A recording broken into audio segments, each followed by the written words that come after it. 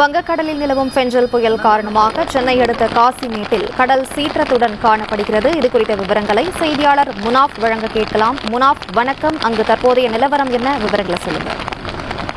வங்கக்கடலில் உருவாகியுள்ள இந்த புயலின் காரணமாக சென்னை காசிமேடு கடற்கரை பகுதியில் தற்போது சீற்றத்துடன் காணப்படுகிறது. கடல் அலைகள் சுமார் 5 அடியிலிருந்து 7 அடி வரை சீற்றமாக காணப்படுகிறது. குறிப்பாக இந்த காசிமேடு கடற்கரையில் இருக்கக்கூடிய அந்த கருப்பு பாறைகளை தாண்டி கடலினுடைய சீற்றம் சற்று கொந்தளிப்பாகவே காணப்படுகிறது. இந்த நிலையில் இந்த 3 தினங்களாக குறிப்பாக சென்னையில் இருக்கக்கூடிய இந்த கடற்கரைகள் சீற்றத்துடன் காணப்படுவதால் இன்றைய தினம் இந்த புதுச்சேரிக்கு அருகே இந்த புயல் கரையை கடக்கும் என்று தெரிவிக்கப்பட்டிருக்கக்கூடிய நிலையில தற்போது கடற்கரை காசிமேடு கடற்கரை பகுதியில் சீற்றத்துடன் காணப்படுகிறது. குறிப்பாக மீனவர்கள் கடலுக்கு செல்ல வேண்டாம் எனவும் வானிலை ஆய்வு மையம் சார்பில் தெரிவிக்கப்பட்டிருக்கிறது. மீனவர்கள் தங்களது படகுகளை கரையோரமாக நிறுத்தியிருக்கிறார்கள்.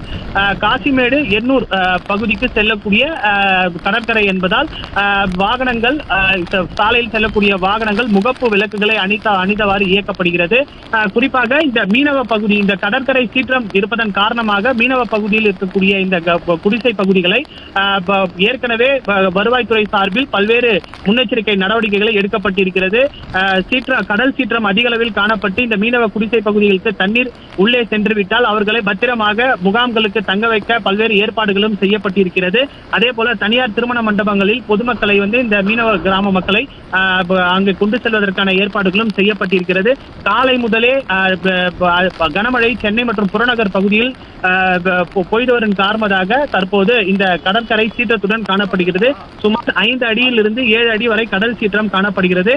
அந்த காசிமேடு கடற்கரையில் கருப்பு பாறைகளை தாண்டி கடல் சீற்றம் காணப்படுவதால் பொதுமக்கள் இந்த பகுதிக்கு ஏற்கனவே செல்லக்கூடாது என்று தெரிவிக்கப்பட்டிருக்கிறது. காவல்துறையினர் பாதுகாப்பு பணியில் ஈடுபடுத்தப்பட்டிருக்கிறார்கள்.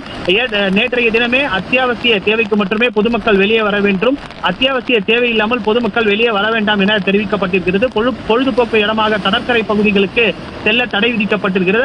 அதன்படி தற்போது இந்த கடற்கரையும் உள்ளே வருவதற்கு பொதுமக்கள் உள்ளே வருவதற்கு தடை விதிக்கப்பட்டிருக்கிறது. சீற்றம் அதிக அளவில் காணப்படுவதால் இந்த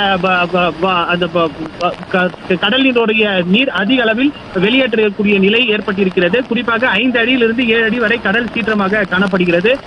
கருப்பு பாறைகளை தாண்டி இந்த கடல் நீரினுடைய சீற்றம் அதிக அளவில் காணப்படுவதால் புயலினுடைய தாக்கம் அதே போல காற்றினுடைய வேகம் அதிகமாக இருப்பதன் காரணமாக இந்த சீற்றம் இருக்கலாம் என்று தெரிவிக்கப்பட்டிருக்கிறது. அதே போல மீனவர்கள் தங்களது படகுகளை கரையோரமாக நிறுத்தி வைத்திருக்கிறார்கள். மீனவர்கள் கடலுக்கு செல்ல வேண்டாம் என்று தெரிவிக்கப்பட்டிருக்கிறது.